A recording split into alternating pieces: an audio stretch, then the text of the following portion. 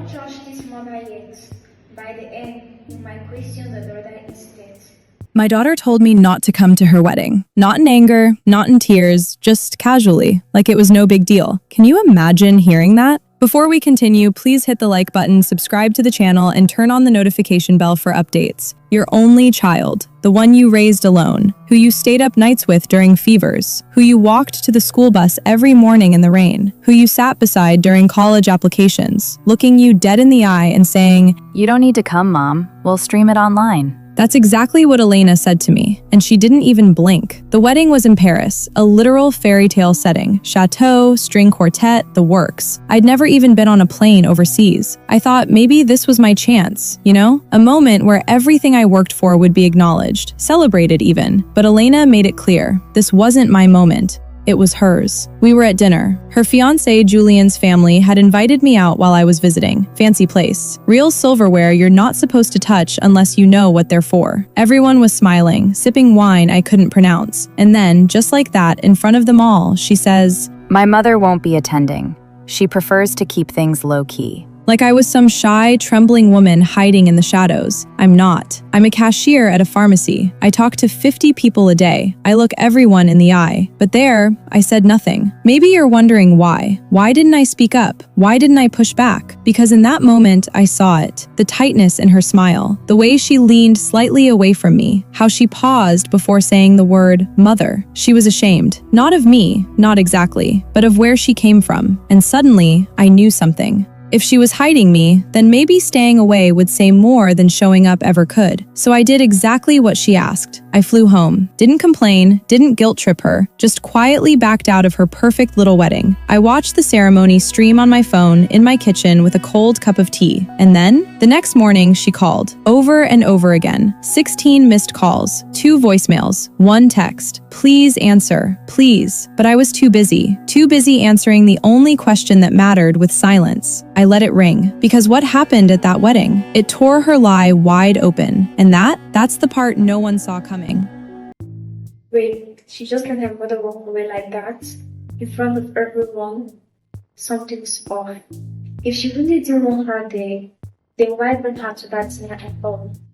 They say you can tell when someone's ashamed of you. Not by what they say, but by what they don't. That's how it started. A dinner, harmless. Just one fancy meal with her future in-laws. But it felt like an audition I didn't know I was part of. Julian's parents had invited us to a Michelin-starred restaurant tucked into some ancient Parisian building that probably had a name more expensive than the meal. I was nervous, sure, but I thought, hey, this is her big day, her new family. I'll smile, be polite, ask about the food. Simple. But the second we sat down, I felt it, that shift. You know the one where you suddenly realize you're the only person in the room who doesn't belong? Julian's parents were lovely in that clipped, polished European way. His mother wore pearls that looked real. His father had that soft arrogance that comes from generational money. Not loud, just settled. Like the world had always bent in his direction. And then there was me, Linda, 49. Pharmacy worker, in a department store dress and shoes that pinched. They asked Elena about her schooling, her career, her plans for the honeymoon. She answered fluently, with this air I'd never seen before. Like she wasn't just fluent in French, but fluent in their world. Then the question came. "So, Elena," Julian's mother asked, delicately swirling her wine. "tell us about your childhood, your family." And my daughter smiled, that picture-perfect smile, and said, "Oh, I moved around a lot. Mostly Europe. My father passed early. My mother isn't very social." I froze. Not because she lied, but because she did it so casually. I was sitting right there, not a ghost, not a memory, right there. She didn't look at me, she didn't stutter, just glided through the moment like I was invisible. And here's the thing, I didn't say a word, not because I didn't want to, but because suddenly, I understood. She hadn't told them who I really was. Not because she hated me, but because I ruined the fantasy. Because nothing about me said old money. Nothing about me matched the story she'd built. And if I stood up and said, "Hi, I'm Linda. I raised her on my own," the whole illusion would crack. It would shatter. So I let it stand. Her perfect little lie. But what came next would change everything, and no one saw it coming. Hold on. She was that ashamed. Why ask her mother to help her out with the dress? That doesn't add up. Was it cute? Or was she trying to cover up something deeper?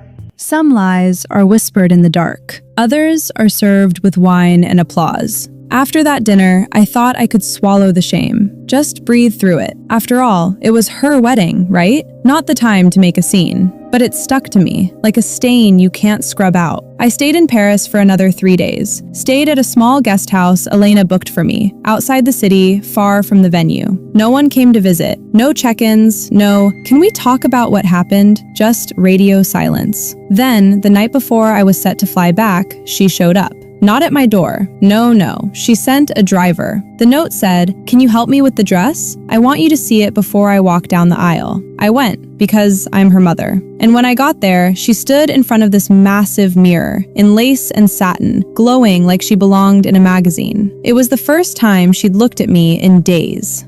Don't cry. She said. I didn't. I helped zip her in, adjusted the veil, smoothed the sleeves, and then, as I stepped back, she added, almost like an afterthought, Just promise me you won't come tomorrow. It's just easier that way.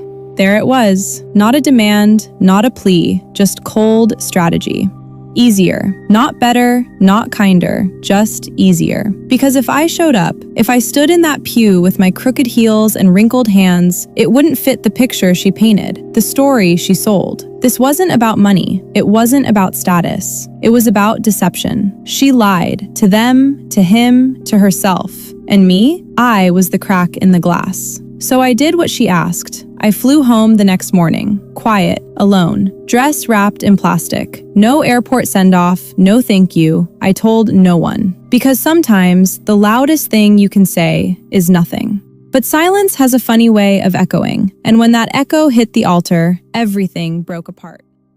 So she begged her mom not to come, but let her dress her the night before. That feels off. Was it about control, or was she trying to hide something even bigger?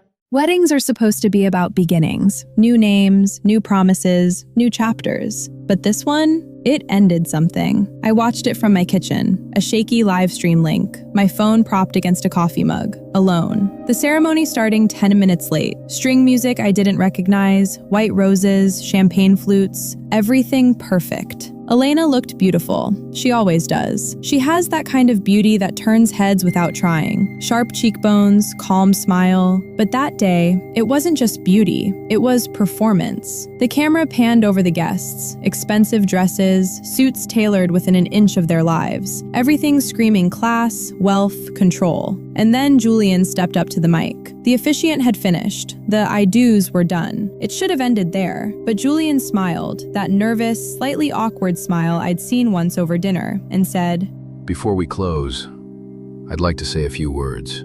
Elena stiffened. The crowd leaned in. I want to thank everyone here, but mostly, I want to thank the woman who raised the love of my life, who made her who she is, who shaped her strength." I stopped breathing. I'd like to ask Elena's mother to stand. Silence. He looked out over the crowd. Please, would you stand? Nothing. The camera panned again. Empty rows, confused faces, a whisper somewhere, then another. Julian turned back to Elena, quietly. Where is she? Elena froze. No smile, no witty cover, just stillness. You could feel the lie collapsing, the story crumbling. Julian's mother leaned forward. But she was just here, wasn't she? The camera cut out briefly, and when it came back, Elena was gone, walked off mid-ceremony, just like that. The comments on the live stream started flooding in. What happened? Where's her mom? Why did she leave? No one had answers, but I did, because this is the thing about lies. They're not bricks, they're glass. They don't bend, they shatter. And the minute someone taps hard enough, they cut everything around them. The next morning, my phone rang, 6:22 a.m., then again and again. By 9 a.m., 17 missed calls, 3 voicemails, 1 message. Mom, please, please answer. I need you. But I didn't pick up. I sat at the kitchen table, the same one where I'd laid out her college acceptance letters, the same one where we used to fold laundry and plan her future, and I let it ring, because I'd already answered the only question that mattered, by not being there. But what came next? That was something only she could deal with. The first voicemail was just breathing, shaky, barely held together. The second? Mom, please. I don't know what to say to him. I told him you didn't want to come, that you were distant, that it wasn't your thing. But then he saw the messages, the pictures, the birthday cards. He's asking questions. Pause. Silence. Then, What should I tell him? I didn't answer. Not out of spite, not out of anger, but because in that moment, the truth didn't need my voice. It was already loud enough. She built a story where I was invisible, absent, a prop to be kept off stage. And in doing that, she told the world that her roots were shameful, that love, sacrifice, resilience, those things weren't worth mentioning unless they came with a brand name. But here's what no one tells you. You can fake a life. You can fake success, but you can't fake foundation. Julian didn't leave her, not yet, but he looked at her differently. She told me that in her third message. He's quiet, not cold, but different. Because trust, once broken, it's never quite the same. You can stitch it back together, sure, but there's always a seam, a visible line where something ripped. And maybe she'll fix it, maybe she won't, but she'll never forget the silence, the empty seat, the speech with no one standing up. Because that moment, it wasn't mine, it was hers. And the cost of pretending I didn't matter was realizing that I always did. So no, I didn't answer the phone. Not because I stopped loving her, but because sometimes the most powerful thing a mother can say is nothing.